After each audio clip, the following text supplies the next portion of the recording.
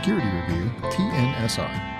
I'm Doyle Hodges, Executive Editor of TNSR. On this episode of Horns, TNSR Editor-in-Chief Will Inboden sits down with Rebeccah Heinrichs of the Hudson Institute to talk about nuclear weapons. Their conversation is far-ranging, covering both the size of the U.S. nuclear arsenal, its age, U.S. policies regarding testing, as well as arms control agreements. The conversation also focuses on how the utility of nuclear weapons has changed as we've moved from the bipolar security environment of the Cold War to today's multipolar and more complex world. Let's listen in. Welcome to another episode of Horns of a Dilemma.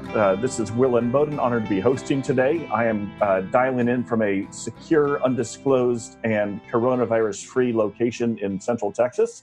And I'm honored to have Rebeccah Heinrichs as our guest, who is also dialing in from a secure, undisclosed, and coronavirus-free location in Northern Virginia. So, Rebeccah, it's great to have you with us today. Thanks so much for having me. It's a pleasure to do this. All right. Well, a lot of things we want to talk about, Rebeccah, but I want to just start off on somewhat of a personal biographical note. I think our listeners always enjoy hearing people's career paths. So tell us a little bit more about a brief sketch of your career, how you first got interested in national security issues, and how you ended up in your current role. Sure. Well, this is the really short version for that. I'm from a real small town, rural town in Ohio, and went to college at Ashland University, more well known in the DC area for its honors program in political science, the Ashbrook Scholar Program, and I was an Ashbrook Scholar. Great program. That is where I became interested in the American founding, in the study of Western civilization, in great books. And I started off as a minor in poli-sci, ended up as a major in poli-sci and history. And I was a freshman when September 11th happened. And so the way I've explained it in the past is, I was just grew up in a real patriotic home and, generally speaking, but then whenever you really start to understand the true meaning of the American founding, I had this kind of interesting moment of really growing to love and understand the country, and then having September 11th happen at the same time. And the combination of those things kind of cemented my decision to focus on foreign policy and national security. And then from that point on, I had various internships in the summer and jobs, and came out to Washington, D.C. One summer and worked not in national security and foreign policy, but got the internship that was available at the Heritage Foundation under Dr. Matt Spalding. Oh, yeah. Who is, of course, now at Hillsdale. And then from also there, a great scholar of the Constitution. Yeah. Yes. And then came back out to Washington, D.C. when I graduated from college. And the short of it is, worked for a congressman on the House Armed Services Committee. And then my interest continued to become more specialized in strategic defense, so in nuclear deterrence and missile defense. And the reason that sort of, for some people, they're like, well, how is that so strange? Why did that draw your attention? And it's because I do believe of all of the different kinds of elements of national defense, our strategic deterrence really is how you think about it and how we use it and employ it. It's the kind of the melding of all these things about what should the United States do to defend itself, and how best do we deter mass war and set ourselves up to succeed in a conflict with a great power if deterrence fails.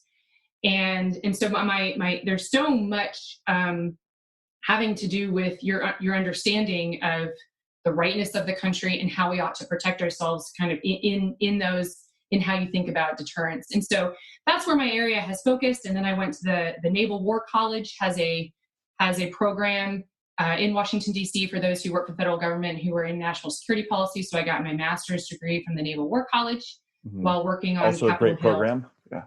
A great program. They're very good program. And then and from that on, I've had different jobs in the private sector, in the think tank world. I work very closely with with people who on Capitol Hill, people in the Pentagon, people in the National Security Council still, and in trying to figure out what is the best national security policy, and then how to get that implemented. I'm mostly interested. I kind of have one foot in the academic world and one foot in kind of as a practitioner, and I like that because I don't want to just be talking to myself. I'd like to see the United States continue to do things that improve our footing as we deter these great powers. And that's the short of it. And there's all kinds of details that are fun in the middle about getting married and having kids and trying to do all of that while prioritizing family. So. Awesome. Well, thank you very much. Appreciate that biographical sketch. And a couple of the points you made there, I want to pivot off of to get into the substance of our discussion, is thinking about your biography and kind of your intellectual coming of age during the 9/11 era, if you will, the era of terrorism. That was also very professionally formative for me. And what I recall is we weren't thinking or talking a whole lot about nuclear weapons at the time. Those were not a major part of the broader war on terror framework. So I think it's really interesting while you were there on Capitol Hill that you did start focusing on nukes.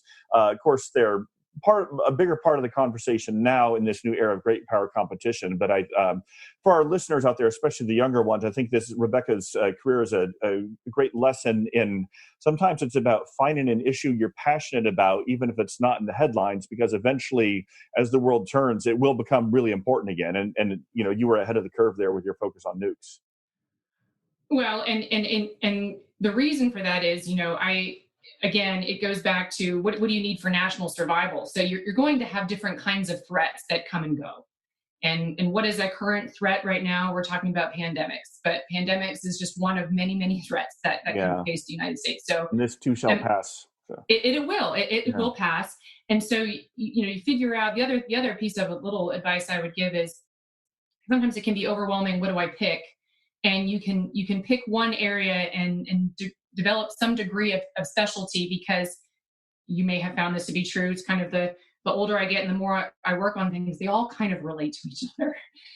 So here I am, my so-called expertise, although there's plenty of people who know far more about the technical aspects of our nuclear weapons complex, et cetera. So I'm a little bit shy about calling myself an expert in even the theory of nuclear deterrence, but that is my area of focus of study and missile defense. But you want to develop some degree of expertise that's greater than other areas, but then also make sure that you can kind of keep track of everything else to the extent that you can, keep up on the news and continue to read, but really kind of pick one area that is interesting to you and kind of dig down as deep as you can so that you do have something to offer to the discussion, more so than other people who are sort of generalists. Yeah. Very good point, Sarah. Everything is connected, as I often tell my students. Okay, let's go a little deeper on the nuclear question, though, because oftentimes, prevailing debates just focus on, the United States has this really large arsenal and it's enough to destroy the world many times over, so on and so forth. But then when you drill down, you realize that it's a very dated arsenal, that we're relying on, some older technologies and, certainly much, much older warheads. What is your assessment of the current state of the American nuclear arsenal, its size, its capabilities, its health, its readiness? I would say I wouldn't trade ours for anybody else's. That's a good place to start, I think. It is old. It's old because we developed a lot of these weapon systems. And a couple of things you want to think about when you think about nuclear weapons. Many people like to jump to just numbers. And they think that nuclear weapons, you look at how many do you have and how many did the Russians have, for instance. The United States and the Russian Federation are the two countries that have the bulk of the world's nuclear weapons. But you also have the Chinese, who have a significant number, although they're not transparent with the kind of nuclear weapons and delivery systems that they have, but we've got some idea. Significant and growing number too, yeah. Right, but the Chinese and the Russians are the ones that we are concerned about as our adversaries. But it's more than just the numbers. It's, as you alluded to, it's the delivery systems, what shape they're in, and it's the reliability of the actual warheads. And then you have the nuclear complex, the kind of the infrastructure for where we house all these things. Now, the United States, we don't test. We have a self-imposed testing moratorium on exploding nuclear weapons, and that was actually done by the first Bush. And George H.W. Bush put that moratorium in place in the early 90s, and so we haven't exploded weapons since then. So all of the things that we do to try to make sure that they're reliable is through computerized systems, and we don't do any more exploding. And we don't we're not designing new kinds of weapon systems. So we're really kind of, when we think about modernization, for the most part up until this point, we've been thinking about making sure that our current Cold War systems are up to speed based on Cold War paradigms. The Russians, compared to that, have been developing all kinds of new weapon systems. So it's not really, there's more to just looking at our numbers and their numbers. They're developing new weapon systems. The New START treaty that we have that restricts the kinds and caps the kinds of deployed strategic nuclear weapons for each country does not include the shorter range nuclear weapons. And the Russians outnumber our nuclear weapons of that range and yield 10-1 of tactical nuclear weapons. And those are outside any kind of treaty restrictions. And like I said, they don't have the same kind of self regulations. We don't put multiple warheads on an intercontinental ballistic missile. Those are the big, long, missiles that we can launch from our country that can reach the Russian Federation. They don't have any qualms about MIRVing. It's called putting multiple warheads on their ICBMs, and so they can do that as well.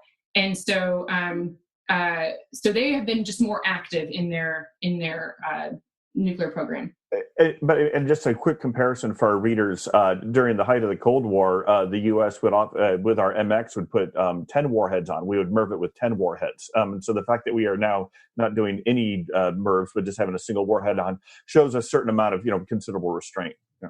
Enormous amount of restraint. We continue to do things to try to, and there's a couple of reasons we do this. One, there's always been this prevalent this idea, doesn't matter what political party you're from, but I think it's been misguided. I think it's been proven misguided at this point, where if we don't do things or we do things, then the Russians will follow or be inspired to do the same thing. That just has not proven to be the case. So now it started under President Obama, frankly, and there's many reasons for that. Even though President Obama was a guy who wanted to go down to smaller numbers, he had this global zero agenda where he believed that the United States should lead the world in going down to smaller numbers. That he gave this speech in 2009 in Prague that he would do that. So even a guy who was committed to that, and it comes from this idea that having these large numbers of nuclear weapons or simply having them is destabilizing. And I reject that school of thought, but that was his thinking. But after a review, he couldn't go down. He decided not to go down further than the numbers restricted by the New START treaty. He decided to keep the nuclear triad. That's the 3 legs of our delivery systems, not to shrink it down. And all that to say, it's because the threat was so concerning, even during the Obama administration, where they were so committed to going down to smaller numbers and shrinking the U.S. nuclear force, that they rejected many of these other notions of going down to smaller numbers. And so, but they did agree. The Obama administration agreed to begin some serious modernization of our force. The Trump administration has taken that to the next level. So now we are recapitalizing or modernizing a lot of the components of our nuclear weapons complex. I'm a little bit nervous because COVID is such a big deal, you see these same groups that are anti-nuclear weapons. In my view, I'm noticing they're seeing this as an opportunity to maybe cut funding for some of these modernization programs to use for some of their other, things that they think that they might be able to seize the day and use them for counter pandemics or something like that.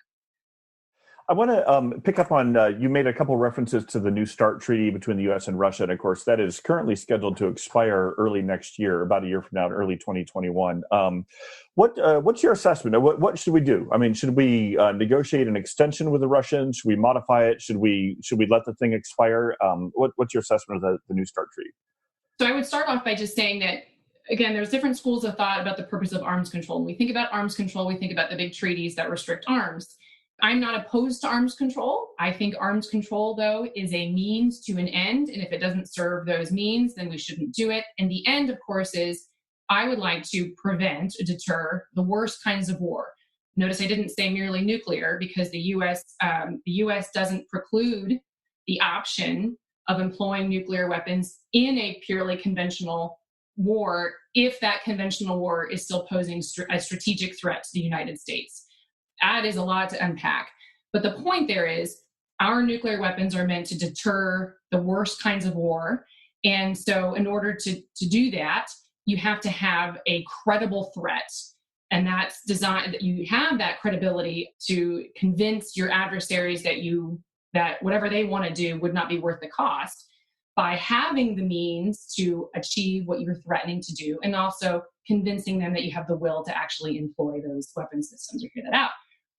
There's some people that believe that there's something inherently wrong with the nuclear weapons. And so they look at arms control as a great thing because regardless, it's restricting arms. And I reject that idea. So back to the New START Treaty. The New START Treaty was negotiated by the Obama administration to have some, and you want to be as fair as you can to the intent of the Obama administration. They wanted a follow-on treaty. But the New START Treaty does have some very serious flaws. One of which is that it doesn't include those theater range, those tactical nuclear weapons that the Russians have. And it's because the Russians won't allow us to rope those in. It also doesn't include all of these new exotic nuclear weapons that the Russians are developing.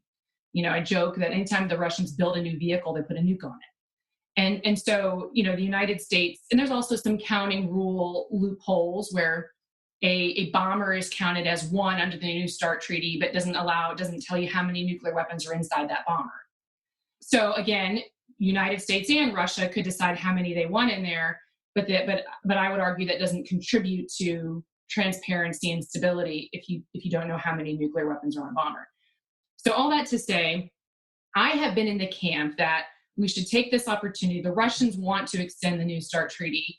There's a lot of disadvantage to the United States in the treaty as it is. It doesn't expire until next February. So we should be using this time to work with the Russians to try to come up with amendments and changes to the treaty.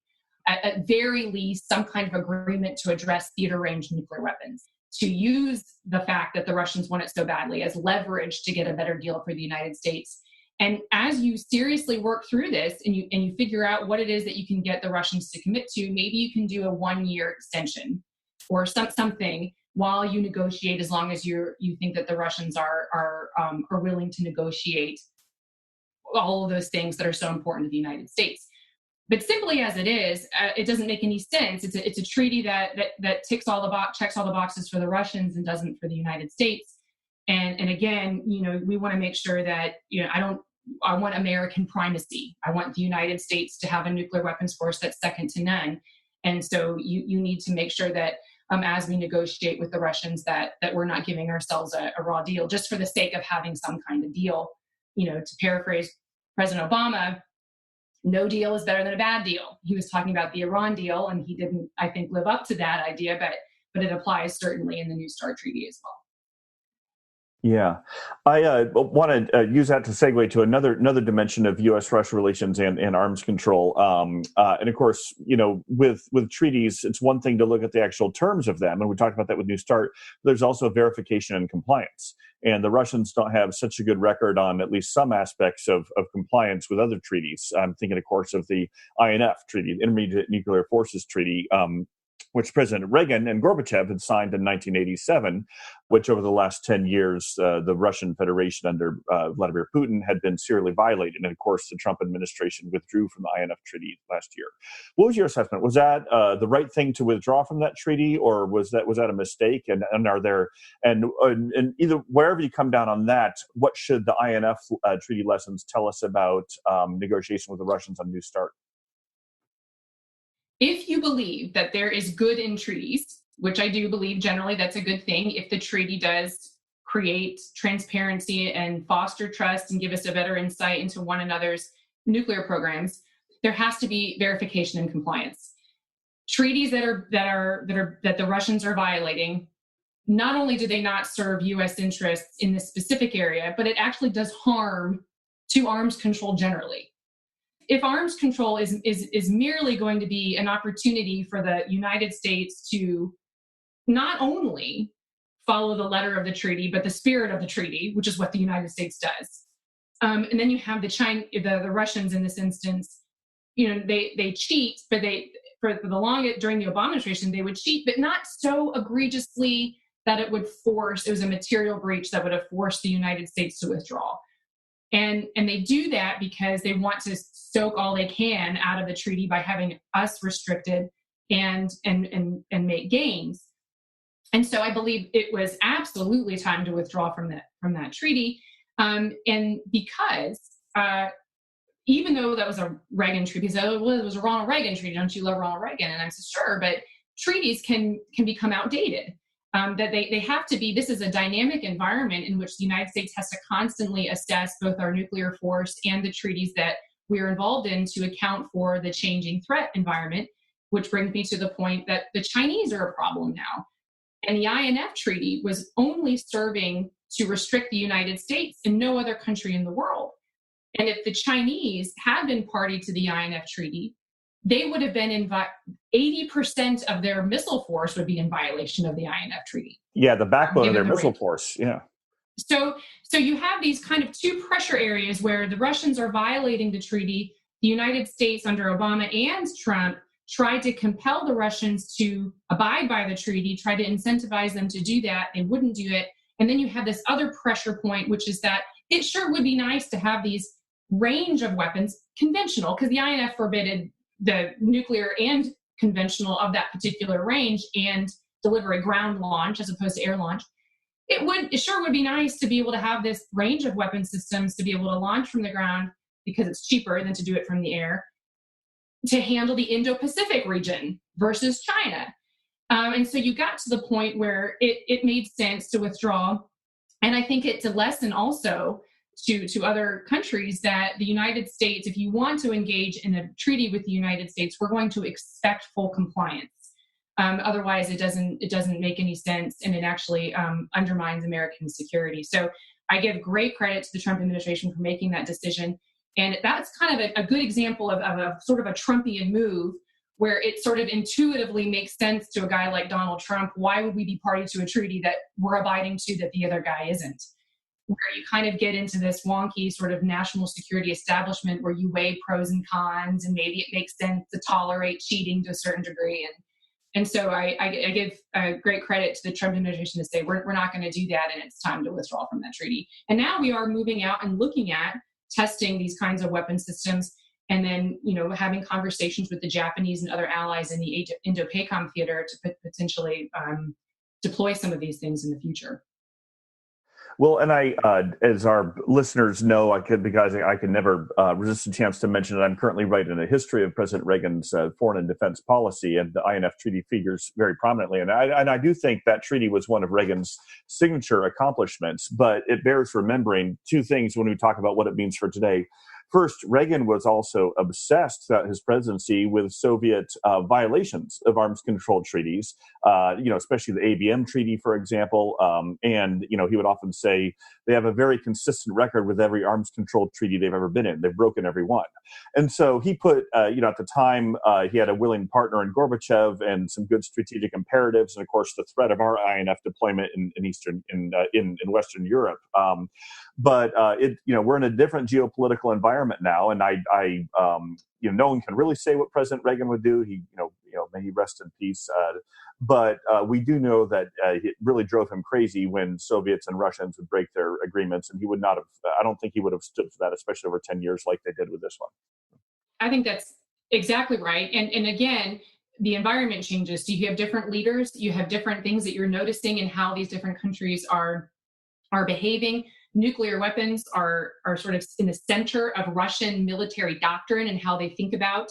There's this new what the United States government and Pentagon officials continue to talk about, this concept of escalating to de-escalate. And the idea there is that what we see the Russians thinking about is possibly employing, and this is due to their reading of the United States and our NATO allies, is our strong allergy to this even idea of a nuclear conflict. So that if there was a purely conventional conflict between a NATO ally and the Russian Federation, that the Russians would employ a low-yield nuclear weapon that would cause NATO to just sue for peace and back down, and the Russians would pocket that gain. And it's called escalate to de-escalate. And there's a variety of reasons that they think that the United States and NATO might do that. But what we're doing now is we're again, because things change, and so you have to be adaptable, which is why I'm opposed to the United States going to a smaller nuclear arsenal and putting restrictions on the kinds of delivery systems that we have, because you might want to change that over time based on the threat that you see. And so part of what the Trump administration is doing now is we are fielding other low yield nuclear weapons to put on submarines, submarine ballistic missiles, and so submarine launched ballistic missiles to get those in theater so that we could disabuse the Russians of the notion that we wouldn't have an appropriate nuclear response that would make sense, that is credible in the event they thought that would be a smart thing to do. If we only have larger yield nuclear weapons that can access targets in that scenario, then they might think, well, we're not going to do that. We're not going to escalate a nuclear conflict to that scale and that degree. And so we're looking for ways to, again, bolster the credibility of deterrence so that we never get into that nuclear exchange to begin with. And again, that means you have to be a little bit nimble and a little bit quicker on your feet and willing to adapt and make changes to your nuclear arsenal. And so there's a couple of things like that the Trump administration is trying to do. And again, now we want to rope in China because we've got China on the scene. And we believe that defense officials have continued to say that they believe that the Chinese will double the number of nuclear weapons in their arsenal by the end of the decade. And so that trend line isn't good. And they're putting nuclear weapons in the front of their national security strategies, similar to how the Russians are as well. Well, again, I'm glad you bring up the Chinese again, because that was going to be the next area I wanted to go anyway, which is, obviously, if there's one area of bipartisan consensus on national security these days, I know there's very little. It's certainly that China is, the significant near-term, medium and long-term threat to the United States, right? I mean, we're all becoming China hawks now. Some of us have been for a while, others are later to it. Well, welcome to the game. But one area, as much as China is matching, in some ways even exceeding the United States in some capabilities, artificial intelligence being a big one.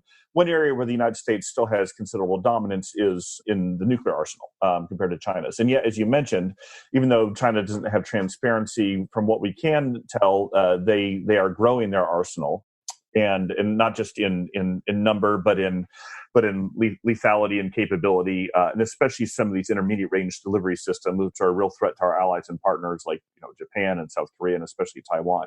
So anyway, where am I going with this? What do you see as the role of the American nuclear arsenal in our great power competition with China? That's the big elephant in the room here. So I'm going to beat this drum again. Is many people look at one of the big arguments I've gotten from those who are more in the arms, I would call them the arms control community, where they put a lot more value in arms control and arms control treaties than someone like me, who I believe they're important if they serve their end, which I believe the end is to deter the worst kinds of war. And so I start from there and move back. But one of the arguments they say is that the Trump administration's now efforts to rope in China into these discussions with the Russians in arms control, they believe that that's not fruitful because the Chinese would never do it, because the Chinese are nowhere near the number of nuclear weapons that the United States has. And again, though, I would push back and say, okay, but it's not just about numbers. It's about what kind of nuclear weapons do they have? How might they be thinking about them in their military doctrines? And look at the trend lines. And does it make sense to wait until they have the same number, or the kinds of weapon systems where it becomes a major problem, or should we bring them into these discussions now? And I would also say we have this, there's this idea that if they are threatening our allies in the region, in the Indo-PACOM theater, that isn't an existential threat to the United States. What I would say is, if the United States is no longer the preeminent Pacific power, it is no longer the preeminent global power. And that our access to the Pacific and our ability to make good on our commitments to our allies in that region is directly tied to America's global leadership mantle, and our ability to make good on those commitments, have access to those to the waterways, the sea lanes that we believe that all peaceful countries have the access to, international waters. And so if you look at what the Chinese are, and which are crucial for global commerce too. Crucial for global commerce, you can't just say, okay, we're going to concede the Pacific to China. You can't do that. And so if the United States is, I believe the United States ought to and should fight for the ability to have the largest economy in the world and the preeminent military. Part of that is our ability to project power and have access and to deter the Chinese from doing things like closing off different waterways in that region, taking Taiwan, for instance. basically, not abiding by what we understand as just and right kind of, laws and behavior of responsible powers, and not recognizing the sovereignty of these other countries that are responsible global actors. And so we need to be looking at what the Chinese are doing, what kinds of weapon systems we think that they're employing, how they're doing it, and the nature of the Chinese Communist Party. Some people there's a school of thought where you can just look at the weapons programs, but it's not enough. You have to look at the nature of the regime and how they are thinking about what their national objectives are. China's national objectives. Who has their finger on those nuclear weapons? Yeah. Right. So I'm not as concerned about the British nuclear weapons, because I'm not concerned about the Brits being. Yeah. But it's the nature of the regime, combined with what kinds of nuclear weapons they have and how they might be thinking about them in their military doctrines. And so we need to be able to have a nuclear arsenal that can consider all those things versus Russia, versus China. And you got to war game the possibility that there might be a conflict in which the Chinese and the Russians are actually on the same side. And how must the United States account for that and make sure that we are putting forward a deterrent capability, so that if there is this idea of military adventurism using nuclear weapons on either part, today will not be the day. And we continue to make sure that we are complicating their calculation that any kind of move like that would be a success. And we do that day in and day out, pushing back the timeline, and hopefully indefinitely.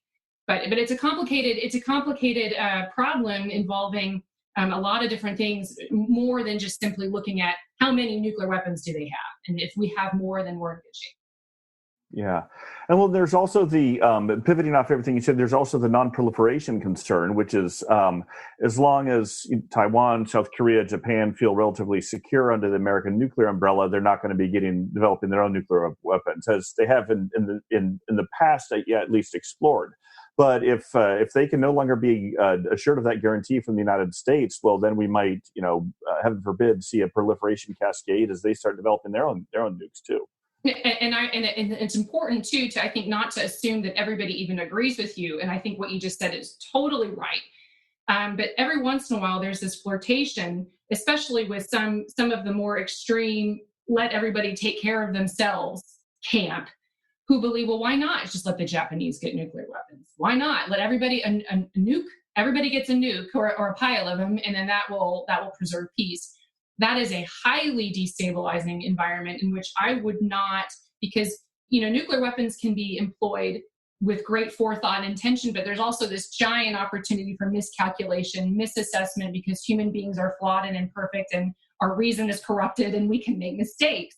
And so to the extent that we can behave in such a way as we are instilling confidence in our allies who have skewed nuclear capabilities themselves in exchange for nuclear assurances from the United States, we got to be doing that.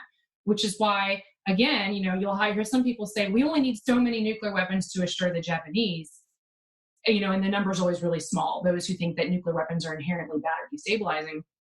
To which I would respond, well, you better ask the Japanese. The Japanese are going to be the ones that are going to have to provide significant input into what they determine is necessary for their own assurance. Whereas we look at the Chinese or the North Koreans or the Russians or possibly the Iranians at some point in the future, if they do break out and have a militarized nuclear capability, we have to try to consider what they believe is necessary to deter them, not necessarily what those of us in our think tank bubbles think is necessary for the credibility of deterrence and assurance. Yeah, no, very, very good points. And of course, especially on Japan, and I'm certainly very big proponent of the U.S.-Japan alliance, but we need to remember that Japan lives in a tough neighborhood, and not too far across the water from them are not one, not two, but three rather malevolent nuclear powers in Russia, China, and North Korea. So absolutely, and I would also just say, just to kind of underscore that, and I know we are running out of time, but Japan is going to be, I don't think it's an overstatement to say, our most important ally as we move forward in developing a much more robust Pacific deterrence architecture versus China. I continue to be inspired and gaining confidence in the direction of that alliance, in that security alliance. It's growing politically stronger between the two countries, the two governments, and also really encouraged by the direction of our cooperation between our militaries as well. Yeah, well, old Japan hands know this particular phrase, but I'm still fond of it. Back in January of '83, when the new Japanese Prime Minister Nakasone came for his first visit to Washington and his first meeting with President Reagan, of course, they became a very strong partnership. Nakasone, at the press conference afterwards, told the world that for the United States, Japan is an unsinkable aircraft carrier. And so I think that, that captures a lot of, the strategic value that Japan is to the United States. We want to be able to cooperate with them. I talked about those missiles that would be in violation of the INF Treaty, but no longer are because there is no INF Treaty. You think about what the United States, where we want, what kind of real estate we want, and and it's not just even about the real estate, it's about the cooperation. I've been very sympathetic to the Trump administration's effort to kind of recalibrate from kind of policing the world to kind of having a more disciplined approach to the world and prioritizing American security.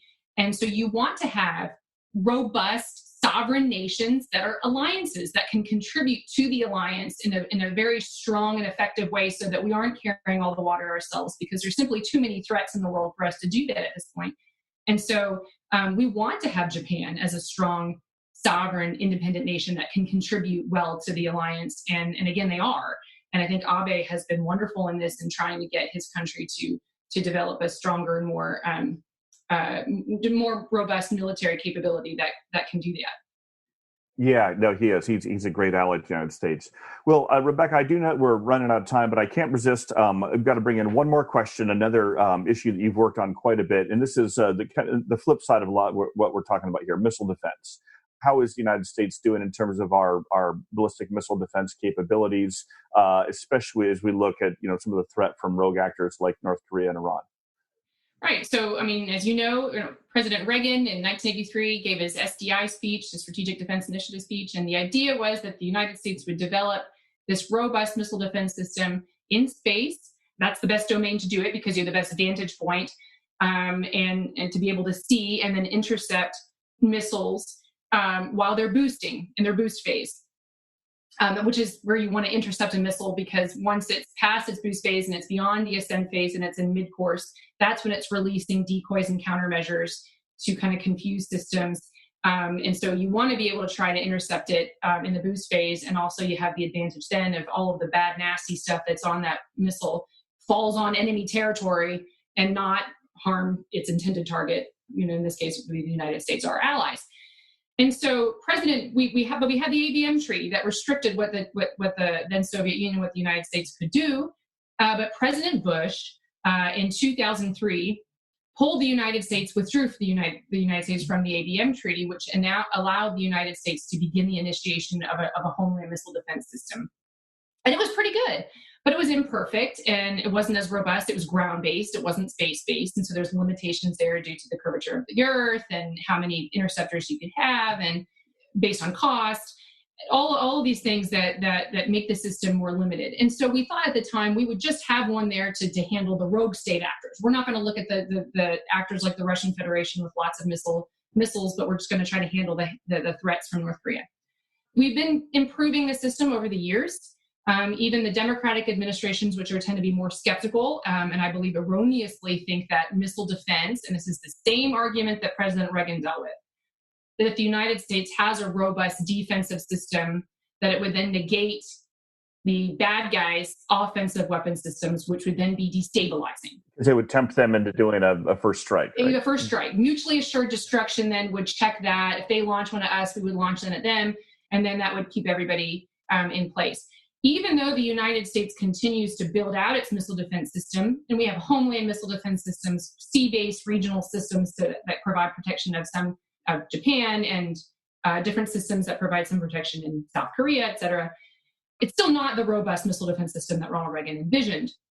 It's still limited in nature, and a lot of that still has to do with technical capabilities that we haven't advanced yet, but it's not because we can't if we weren't serious about it and had the political will to do that. There is still a persistent misconception that it would be destabilizing if the United States built out a much more robust defensive system that is highly capable. And so we do have a limited, good missile defense system, and we're thinking, but it's not as robust as I think it should be. And there's still fights within the Pentagon and fights within Congress that continue to make that persist. But I do think that that's one of President Bush's biggest achievements that is very underappreciated, was that he did withdraw the United States so we could get something in the ground and start getting something fielded. Interestingly, President Biden, or Joe Biden, Senator Biden at the time, who was chairman of the Foreign Affairs Committee in the Senate, was one of the biggest opponents of the United States withdrawing from the ABM treaty. So I've been watching that in the debates. Interesting to see how his position on that has changed, or if it has changed, because he was kind of the leading one that believed that it would be wrong and destabilizing if the United States were to withdraw from that treaty. Yeah, no, again, I appreciate you bringing that up. I was working in the Bush administration at the time, or joined it just thereafter, after the withdrawal from the treaty. And yeah, President Bush took a lot of heat from it at the time. But again, in hindsight, I think it was absolutely the right thing to do. Another example of how we need to, bring the historical context to these particular treaties. I mean, there was a certain logic to the ABM treaty when Nixon and Kissinger first concluded it with Brezhnev back in 1972. But even by the 1980s, we were starting to see in some of the ways that it was restricting some of the work on SDI, that it was perhaps leaving us more vulnerable rather than more secure. And certainly by the time at the turn of the century, when Bush withdrew, it had much outlived its, not just its usefulness, but its help in protecting American interests and security. Well, and you see some of the again, historical context being important. President Reagan had the not only was he right morally on the idea of SDI, which was to reject mutually assured destruction, and he welcomed other countries building up their own defenses as well, that would be more stabilizing and more moral. If you have the technical ability to defend your countries, why purposely allow them to remain vulnerable? And I pressed that upon, because it's an argument that, I've heard members of Congress, in private settings argue that they would much rather intentionally keep the American population vulnerable, even if we had the ability not to, because that would be a disincentive, not just for the adversary to launch, because we would launch back, but even on our own self. There's this, I think, pernicious idea that among American policymakers, that the United States is actually a malign actor in the world, and that we need to put a check on our own selves. And so by putting these kind of self-imposed restrictions, that would be a good thing for the rest of the world, which I reject on that. I think the United States should make sure that we have all of the tools necessary at our disposal to make decisions, regardless of who the president is. Obviously, I'm putting a lot of confidence that the American people in our system would elect presidents that would take that moral responsibility very seriously. But you want to have all the tools, because the threat environment is changing and it is very dynamic. But again, I would just argue that if President Bush had not withdrawn from the ABM treaty, then the United States would not today have any kind of homeland defense system to handle North Korea. And right now we do have a missile defense system in place that can handle the kinds of missiles, intercontinental range missiles that the North Koreans could launch at the United States. And we are confident that we could intercept them if they did. Without going into greater detail than that, for the sake of this being in an open conversation, but we do need to. I'll just say that we do need to improve it. We need to constantly be improving it to stay ahead of the threat. And I would argue we are long past due at this point, especially given China and Russia's arsenals and how many challenges we have. That we do need to have a space domain that has a robust space architecture, sensor architecture to track these missiles from their birth to their death, so that we can intercept them with our systems, and also having an interceptor capability in space that gives us that next layer, so that we have a layered system of sea-based and ground-based and then space-based interceptor capabilities. So, okay, fantastic. All right. Well, Rebeccah, there's so much more we could talk about, but unfortunately our time is up. But I think we've covered a lot of great ground here. Really appreciate your time. Thanks for the great work you're doing there at the Hudson Institute. Thank you for the great work you're doing for our country. Thank you so much. And again, stay safe, stay in your house. And I hope that your family is doing great and still learning and and having a good time quarantined out there. Yeah, we're learning. I don't know how much our sanity can endure, but we're learning. So yeah. All right. Awesome. Thanks. Thanks, Will. Thank you for listening to this episode of Horns of a Dilemma, and please don't forget to visit our website at tnsr.org.